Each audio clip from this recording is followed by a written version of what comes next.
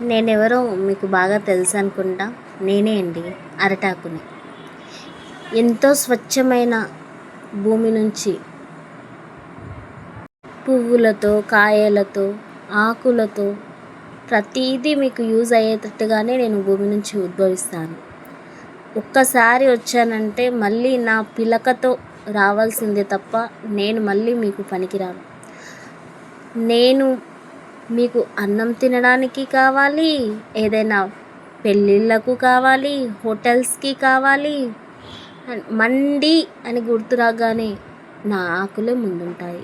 ఏదైనా శుభకార్యమైనా, ఏ గుళ్ళో అయినా, దేనిలో అయినా నాలో వడ్డించుకొని తింటారు ఆరోగ్యం కోసం.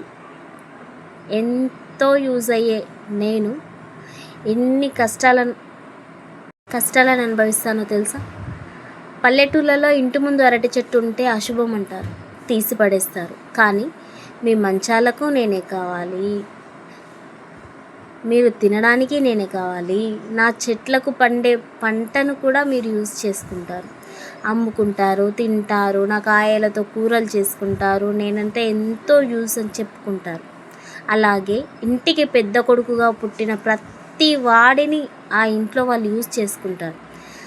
తల్లిదండ్రి లేరు అని ఇద్దరిని నా కంటి రెప్పల్లా పెంచుకున్న నా తమ్ముడు, నా చెల్లెలు, ఎంతో ప్రేమగా చూసుకున్న నా తల్లి కూడా నన్ను మోసం చేసింది.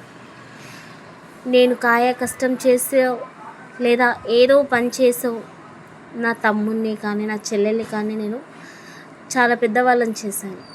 కానీ నా కష్టానికి వాళ్ళు విలువ ఇవ్వలేరు. నేను ఎండనక, వాననక, ఏడనక, యశమనక, పామనక, పుట్టనక ప్రతి పని చేశాను. ఎలాగంటే నా యవ్వనాన్ని కూడా నేను వదిలేసుకొని కష్టపడితే నా చెల్లి, నా తమ్ముడు రెక్కలు రాగానే నా డొక్కలపై తన్ని వెళ్ళిపోయారు. ఆ నిమిషం నా గుండె పగిలిపోయింది.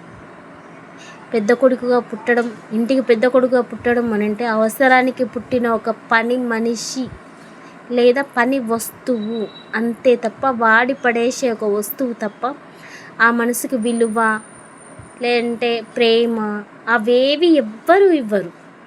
ఎందుకంటే వాడొక వేస్ట్. వాళ్ళకు అవసరం ఉన్నంత వరకే పెద్ద కొడుకు, తర్వాత వాడు వేస్ట్.